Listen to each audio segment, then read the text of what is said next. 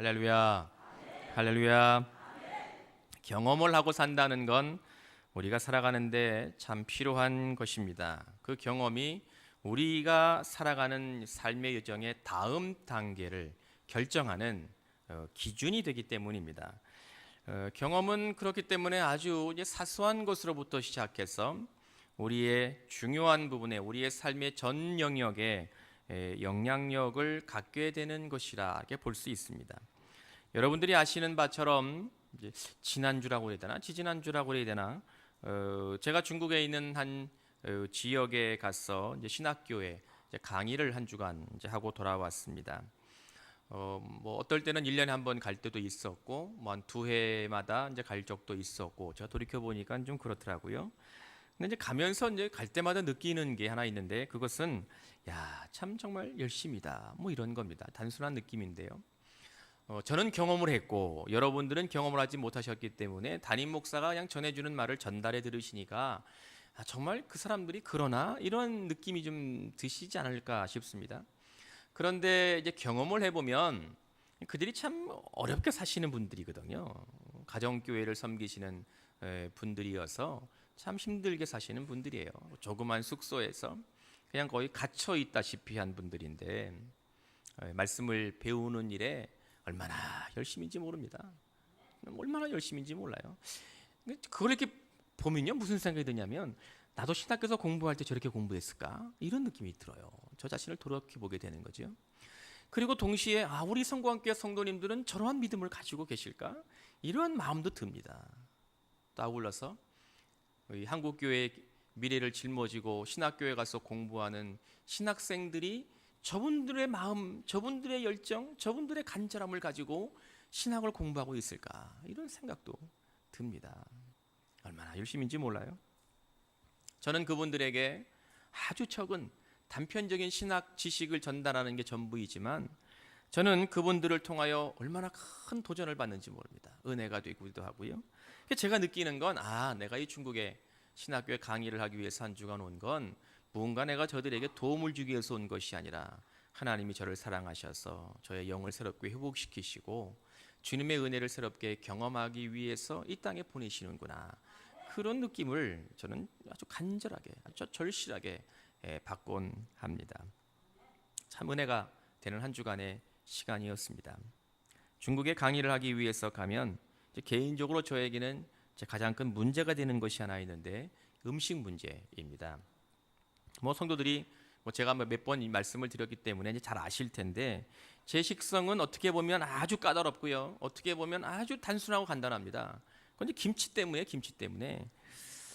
좀 제가 냄새에 민감해서 여러 가지 음식을 이렇게 골고루 즐기지는 못하는 편입니다. 그런데 한편으로 보면 저는 제 입에 맞는 김치 하나만 있으면 다른 음식은 없어도 상관없어요. 밥 한 그릇하고 제가 좋아하는 입맛의 김치만 있으면 저는 불평을 안 하는 사람이에요. 김치 외에 다른 반찬이 있으면 땡큐인 거고 없어도 상관없어요, 저는. 그렇기 때문에 저는 김치 없는 나라에 가면 별로 기분이 안 좋습니다. 김치 없는 세상은 저에게 의미가 없는 세상입니다. 김치 없인 못 살아, 정말 못 살아, 뭐 이런 거죠.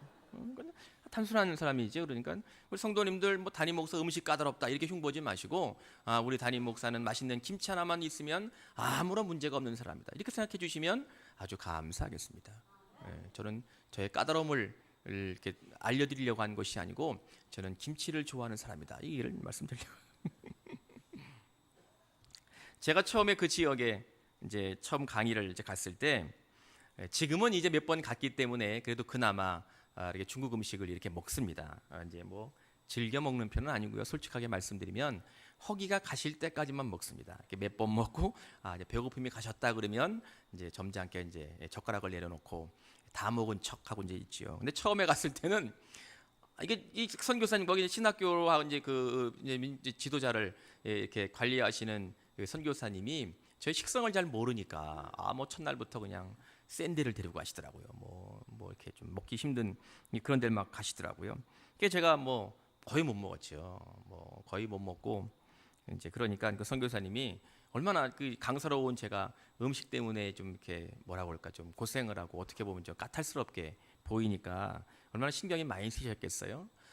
그냥 며칠 한 몇 끼를 제가 음식을 제대로 못 먹었어요. 그랬더니 그 선교사님이 저한테 목사님 혹시 빵은 좋아하세요? 이렇게 묻더라고요. 제가 뭐라고 그랬겠어요? 저는 빵이면 행복합니다. 빵 사다 주시면 저는 일주일 내내 빵만 먹을 수 있습니다.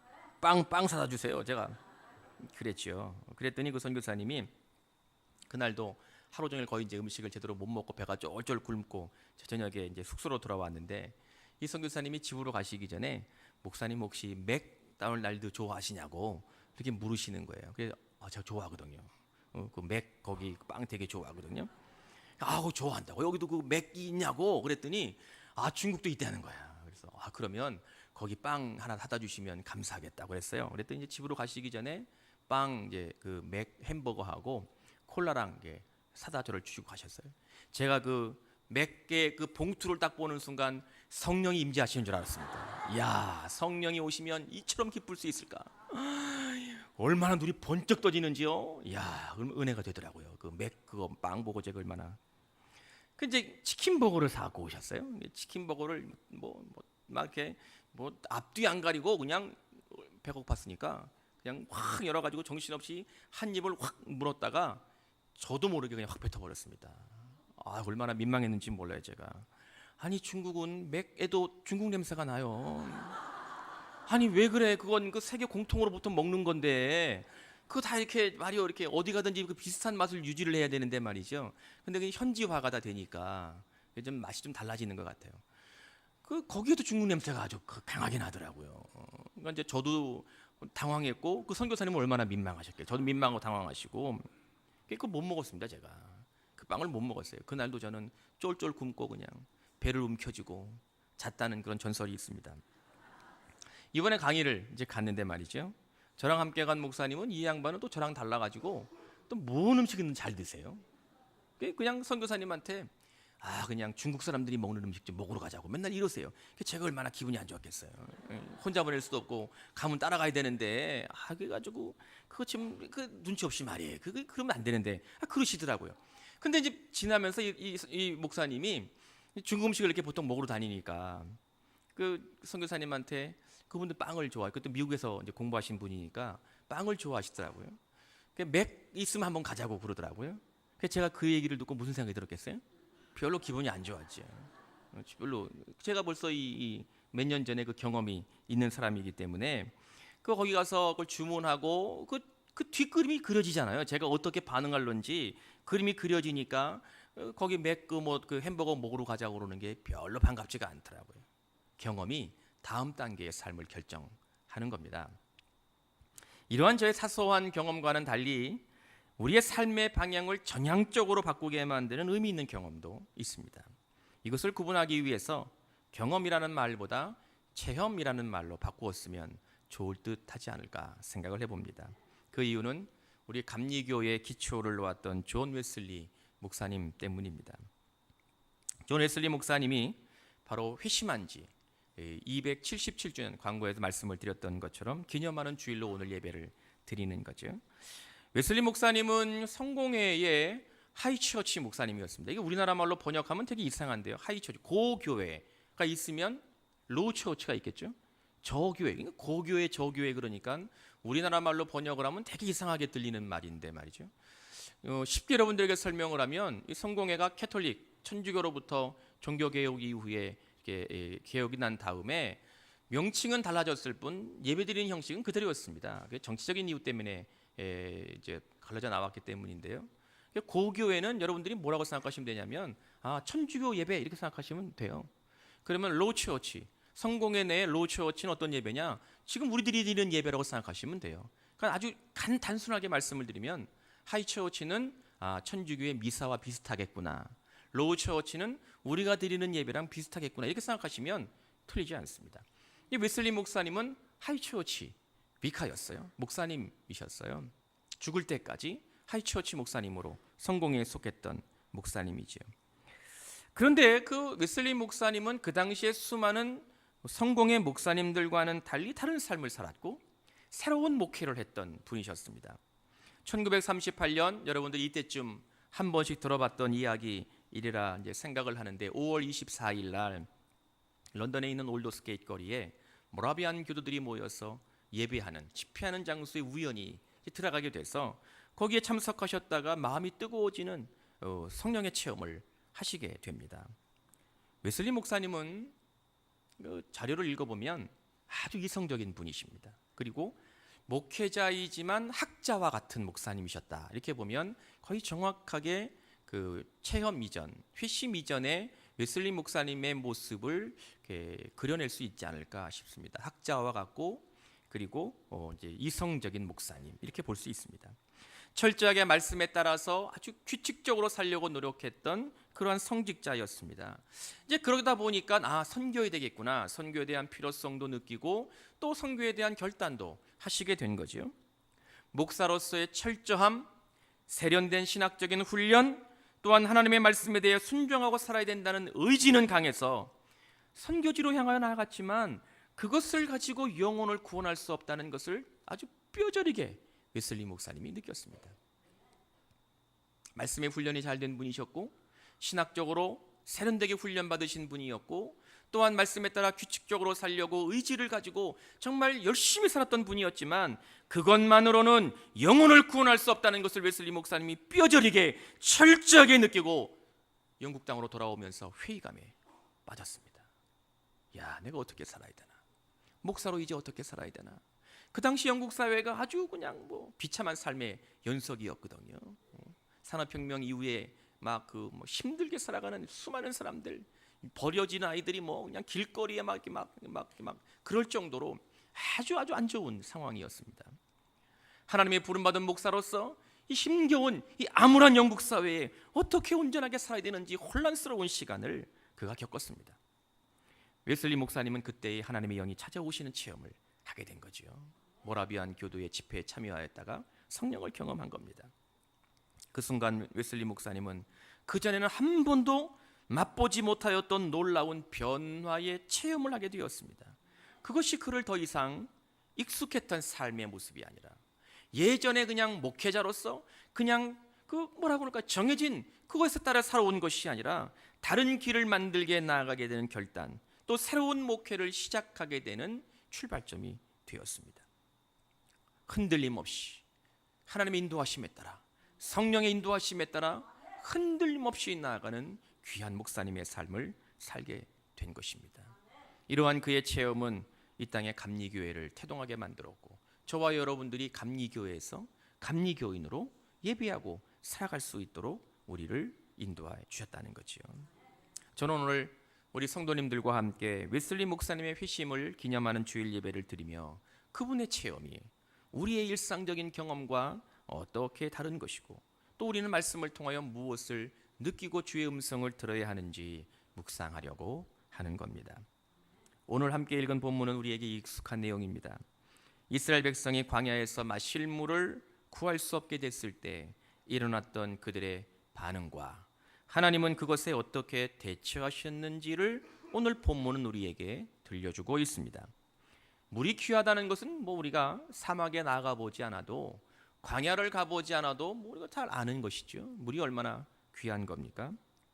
민수기 20장은 이스라엘 백성들이 광야 생활을 시작한 지 대략 38년쯤 되던 해에 일어났던 세대였습니다.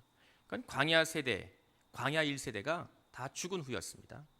지금 오늘 본문에 등장하고 있는 회중은 광야에서 태어난 광야 2세대의 사람입니다. 한 2년 6개월에 걸려가지고 가나안 땅에 들어가려고 그랬다가 정탐하고 들어온 사람들이 우리 못 간다. 우리 들어갔다가 큰일 난다. 이것 때문에 하나님이 그들을 다시 광야로 몰아내셔서 광야에서 뺑뺑뺑뺑 도는 오랜 시간을 보냈지요. 그 기간 동안 애굽에서 나온 광야 1세대들은 거의 다 죽었습니다. 광야 2세대의 사람들이에요. 사실 이들은 광야에서 대부분 태어난 사람들이기 때문에 애굽에서의 삶을 모르는 사람들이란 말이죠.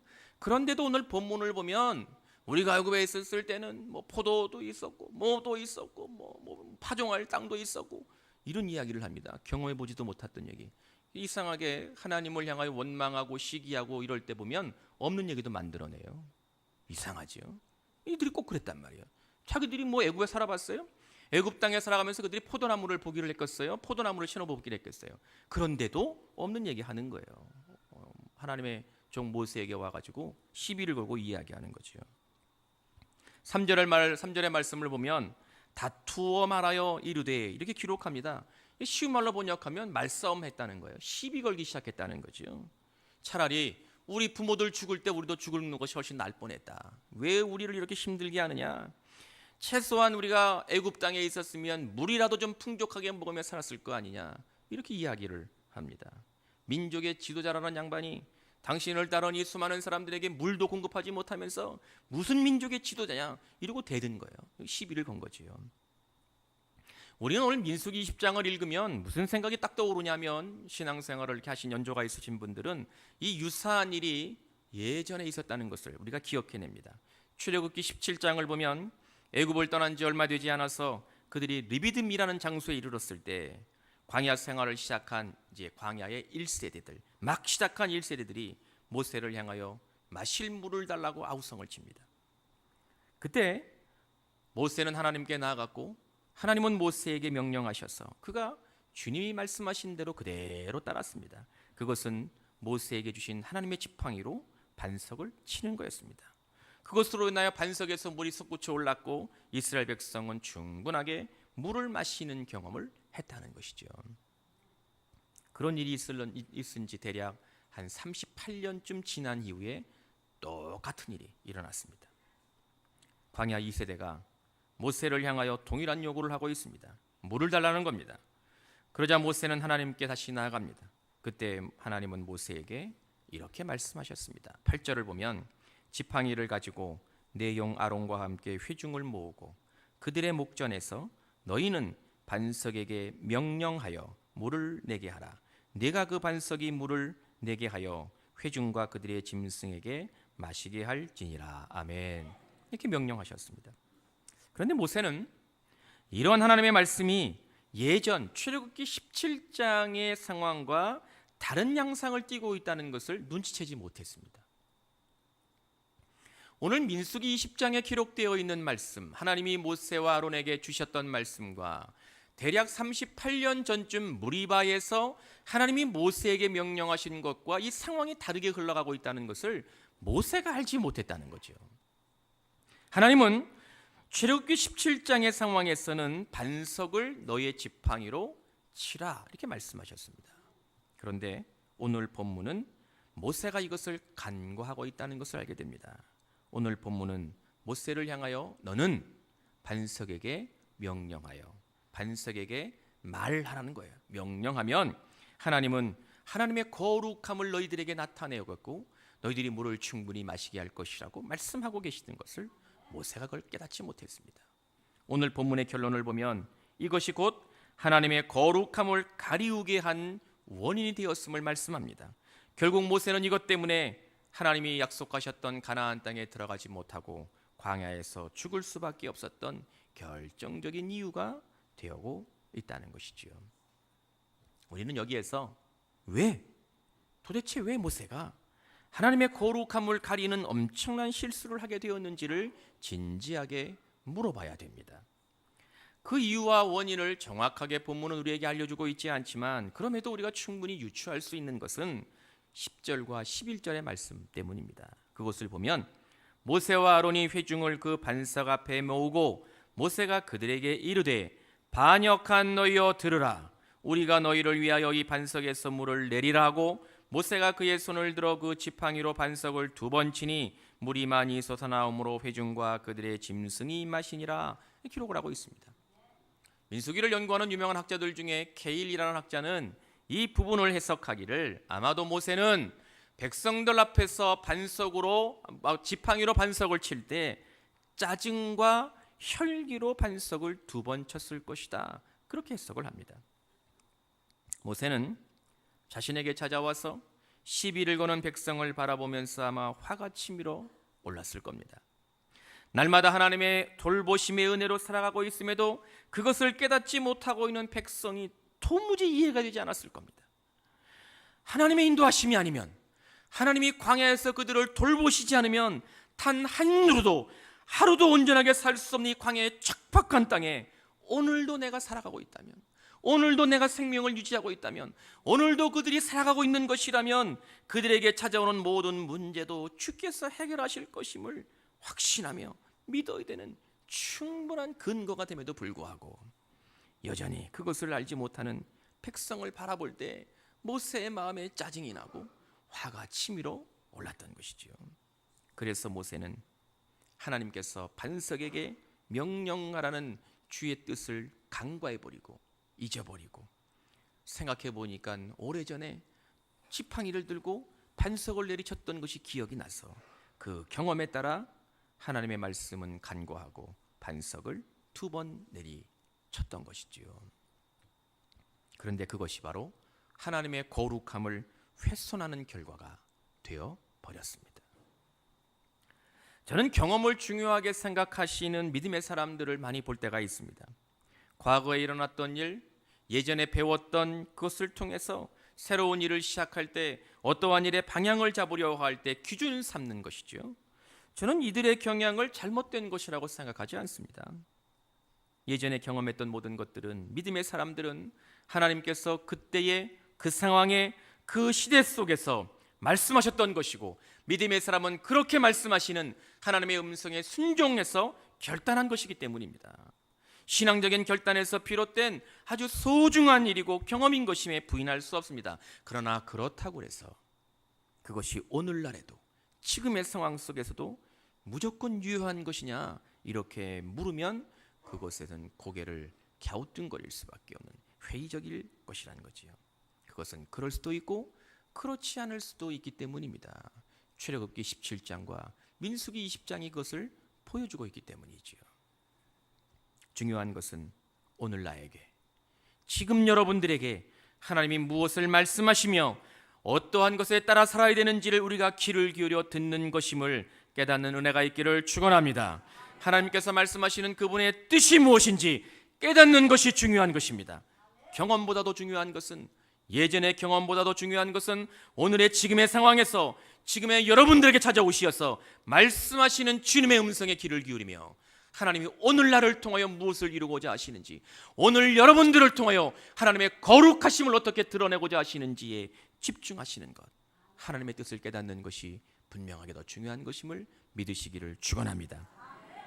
신약학자인 차정식 교수가 신약의 뒷골목 풍경이라는 재미있는 책을 썼습니다. 책 제목은 좀 재미있지만 내용은 그렇게 재미있지는 않아요. 거기를 보면 우리도 이제 시대에 따라서 또 상황과 환경에 따라서 이스라엘 백성들이 좀 다르게 불리우고 있다는 것을 정리를 해놓았습니다. 예컨대 이런 거죠. 셈족. 여러분들은 아마 잘 듣지 못했던 말씀일 텐데 주로 이제 신학생들이 많이 듣는 이야기입니다. 셈족. 이 셈족이라는 것은 노아의 장자였던 셈의 후손이라는 뜻이죠. 이스라엘 백성들이 어느 종족에 속하느냐? 셈족이라는 거예요. 셈의 후손이니까 셈족이라고 말합니다. 근데 이 셈족이라는 말이 잘 쓰이지 않았다가 어느 때부터 확 이렇게 쓰이기 시작했냐면 2차 대전 당시 히틀러가 집권하고 나서 유대인들을 다 죽이잖아요. 근데 그 유대인들을 죽였던 근본적인 이유는 어디 있었냐면 그 당시에 유럽의 정치, 경제 상황을 누가 다 쥐고 있었냐면 유대인들이 다 쥐고 있었습니다. 유대인들이 뭐 정치적으로, 경제적으로, 뭐 문화적으로 막강한 힘을 과시하고 있었을 당시였죠. 근데 히틀러, 이 독일 사람들은 아리안족이에요. 종족이 달라요. 유대인들하고 셈족이 아니고 아리안족이에요.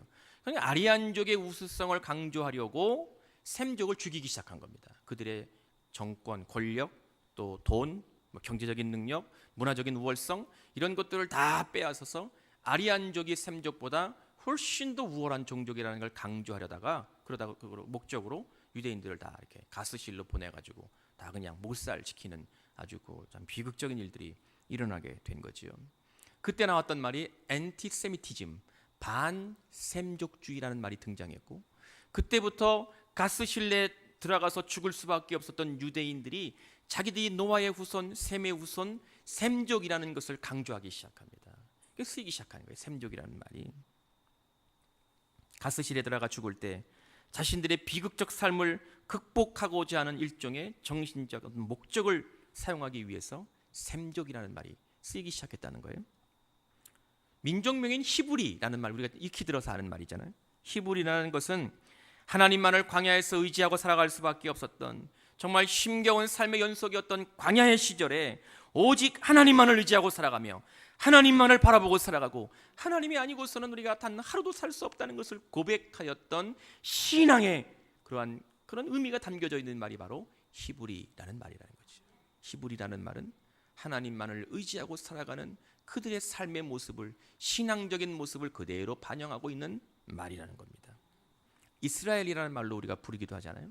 이스라엘 그러면 야곱이 변하여 이스라엘 된 사건이 떠오릅니다. 하나님과 대면하고도 영적 전투에 피하지 않고 담대하게 용기를 내었던 조상, 몸을 사리지 않고 싸울 줄 알았던 조상에 대한 자랑스러운 마음이 바로 이 이스라엘이라는 말 속에 그대로 담겨져 있는 말입니다. 또 우리가 알고 있는 유대인이라는 말 알지요? 바벨론의 포로 생활 70년의 생활 속에서도 하나님을 향한 믿음을 저버리지 않고 신앙을 지키려고 했던 고결한 신앙의 전통을 굳건하게 지켰던 그들의 믿음의 신실함이 바로 유대인 말 속에 그대로 담겨져 있는 말이 민족명이 된다는 것이죠. 저는 이 글을 읽으면서 시대에 따라서 하나님이 그대의 백성, 사랑하는 자녀들에게 주셨던 은혜가 무엇이었고 그들을 세우시기 위해서 하나님이 역사하셨던 것이 바로 이러한 것이 아니었겠나 하는 생각을 해보게 되었습니다. 하나님의 말씀, 그분의 뜻, 여호와의 목적보다 과거의 경험을 따라가게 만드는 가장 큰 원인이 있다면 그것은 바로 우리의 불완전한 감정입니다. 여러분들의 불완전한 감정이라는 것이지요. 불완전한 감정은 말씀을 온전하게 헤아리지 못하게 만드는 장애물이 됩니다. 불완전한 감정이 하나님의 은혜를 바르게 깨닫지 못하게 하는 결정적 장애물이 되는 것입니다. 여러분들 그런 경험 있으시리라 짐작이 되는데 제 경험으로 미루어 보면 아마 여러분들도 별 다르지 않을 텐데 한 90% 이상이 은혜 받은 걸 언제 쏟아요? 우리가 화를 절제하지 못할 때 다 쏟습니다.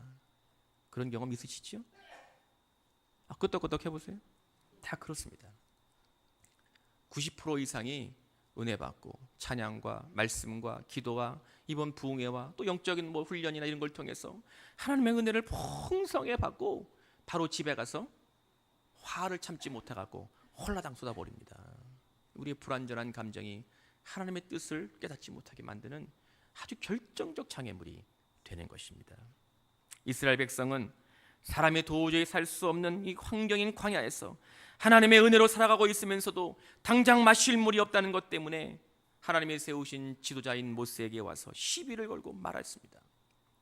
모세도 그러한 백성을 보면서 화가 나기도 하고 짜증이 나기도 하고 혈기도 났습니다. 도대체 38년 동안 하나님이 저들을 붙들고 지금까지 저들의 생명을 연장시키시고 이 척박한 땅에서 오늘도 살게 하심에도 불구하고 여전히 하나님의 은혜를 누리지 못하고 주어지는 것이 만족스럽지 못하다고 화내고 짜증내는 저희들을 보면서 모세도 다르지 않게 혈기가 솟아오르고 화가 났던 것이지요. 하나님의 그분의 거룩함을 드러내야 되는 그 순간에 그 우리의 불완전한 감정이 예전의 경험을 따라가게 만들어서 왜곡된 행동을 하게 만드는 요인이 된다는 것이지요. 백성은 그들대로 자신들에게 닥친 힘겨운 어려운 삶에 지쳐서 하나님이 여전히 나를 사랑하고 계시다는 것을 까마득히 잊어버리고 은혜 받고 살아간다는 것을 생각하지 못하고 불평과 불만과 없는 이야기도 만들어내면서 자신이 경험해보지 못한 것도 말하면서 하나님을 원망하는 일을 저질렀습니다. 모세는 모세대로 하나님의 선하신 성품을 여전히 신뢰하지 못하고 죽음의 틈만 생기면 하나님께 나와 원망하고 시비 거는 백성을 바라보며 그들에게 또한 모세도 불평하고 불망하고 화를 내고 짜증을 내는 일을 해버렸다는 것이죠. 결국 사람의 불완전한 감정은 하나님의 온전하신 뜻을 깨닫지 못하게 만드는 아주 무서운 장애물이 된다는 것을 알게 됩니다. 그리고 민수기는 이것이 여러분들의 삶에 우리의 삶의 고난으로부터 비롯되는 것임을 분명하게 말씀하고 있습니다. 하나님은 언제나 그분의 자녀들을 사랑하시고 여러분들에게 은혜 베푸시는 분이심을 믿으시기 바랍니다. 하나님은 오늘도 여러분들에게 오시어서 함께 하시고 여러분들의 삶 속에 임재하시고 여러분들의 생각과 여러분들의 모든 것을 철저하게 간섭하시는 은혜의 영광의 주이심을 깨달으시면 아멘 하십시다. 이러한 하나님의 뜻은 하나님이 세우신 사람들을 통하여 여러분들 한 분 한 분을 통하여 하나님의 뜻을 실현하며 하나님의 거룩함을 드러내기를 원하고 계시는 분이시라는 것을 오늘 본문은 우리에게 증거하고 있습니다.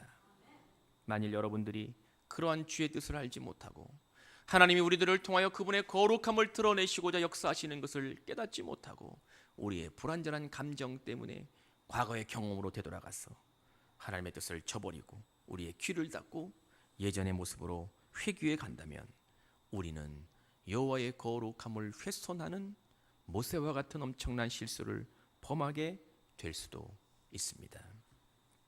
오늘 말씀을 통해서 주의 음성을 들을 수 있기를 축원합니다. 이러한 기준에서 보면 웨슬리 목사님의 경험은 체험은 철저하게 하나님의 거룩함을 드러내는 것이었습니다. 오랜 기간 동안 그가 몸에 익히고 그가 머리에 익혔던 생활 습성이나 학문적인 성취나 그 당시 영국 성공회의 규칙을 과감하게 벗어보기로 결단했습니다. 그 전까지 웨슬리 목사님의 삶의 전부는 그가 익혔던 것이고 공부했던 것이고 영국 성공회에서 훈련받으며 좋은 목회자로 훈련받아 살아왔던 그 전부는 웨슬리 목사님을 있게 한 소중한 자산이기도 했고 그분의 삶의 전부이라고 말할 수도 있고 그분의 목회의 탄탄한 기반이라고 이야기할 수 있는 것이었습니다. 그럼에도 불구하고 성령께서 모라비안 교도의 예배에 참여해서 하나님의 은혜를 경험할 때 성령이 찾아오셔서 새롭게 웨슬리 목사님을 붙드셨을 때 웨슬리 목사님은 영국의 어두운 사회, 복음의 능력을 누리지 못하고 살아가고 있는 그 사람들을 찾아가게 하셨습니다. 그 당시 영국 사회, 영국 성공회는 교회 바깥에서는 설교를 못하게 했습니다. 교회 밖에 나가서는 설교하는 걸 엄격하게 금했습니다. 만약에 교회 밖에 나가서 설교하면 그냥 성직에서 파면시켜버렸습니다. 영국 성공회가. 그런데 웨슬리 목사님은 그러한 원칙을 과감하게 깨어버리고 예전의 전통, 예전의 경험 그것에 묶여 살고 있던 분이 아니라 성령이 그의 삶을 새롭게 인도하셨을 때 하나님의 거룩하심을 웨슬리 목사님을 통하여 증거하고 나타내고자 하셨을 때 웨슬리 목사님은 주저하지 않고 그 음성에 집중하며 그 말씀에 결단하며 시장 한가운데 나가서 복음을 전하기 시작했습니다. 산중턱에 사람을 모아놓고 하나님의 나라를 선포하기 시작했습니다. 어린아이들이 놀고 있는 놀이터에 가서 그 아이들에게 하나님의 나라를 가르치고 그들에게 주의 말씀을 가르치는 일을 과감하게 하셨습니다. 생생한 복음이 웨슬리 목사님을 통하여 영국 사회에 퍼져나가고 영국 사회를 변화시키는 놀라운 역사가 하나님의 거룩하심을 드러내는 기적을 나타나게 하셨음을 믿으시기 바랍니다. 우리 사랑하는 성광의 성도님들, 하나님은 여러분들 한 사람 한 사람을 통하여 그분의 거룩함을 드러내시기를 원하시는 분이심을 믿으시기 바랍니다. 오늘 예배하는 여러분들에게 있어서 중요한 것이 무엇입니까? 여러분들에게 가장 가치 있는 것이 무엇입니까? 우리의 삶의 불완전한 감정에 근거한 예전의 경험, 민수기 본문은 그것이 아니라고 단호하게 말씀하고 있습니다. 그것은 여러분들 한 분 한 분을 통하여 여호와의 거룩함을 드러내기를 원하시는 하나님의 음성에 귀를 기울이고 주님의 뜻에 철저하게 순종하고 오늘 나에게 말씀하신 하나님의 음성이 무엇인지 민감하게 반응해서 하나님의 이끄심에 따라 순종하고 나아갈 때 여러분들을 통하여 우리 성광교회 공동체를 통하여 여호와의 거룩하심이 이 땅 속에 분명하게 드러나게 될 줄로 믿으시기 바랍니다. 그러한 일꾼으로 쓰임받는 주의 축복의 자녀들 될 수 있기를 주님의 이름으로 축원합니다. 축원합니다. 기도하겠습니다. 하나님 감사합니다. 오늘 우리에게 선포하신 말씀이 우리의 삶에서 실제가 되게 하셔서 이 땅을 살아가는 동안 우리의 불완전한 감정으로 인하여 여호와의 거룩하심을 훼손하지 아니하고 우리를 온전하게 사용하고 쓰시고자 하시는 지금 이 순간 나에게 말씀하시는 주님의 음성에 집중해서 하나님의 거룩하심을 드러내는 주의 백성들 자녀들 되게 하여 주옵소서. 예수님의 이름으로 기도하옵나이다. 아멘.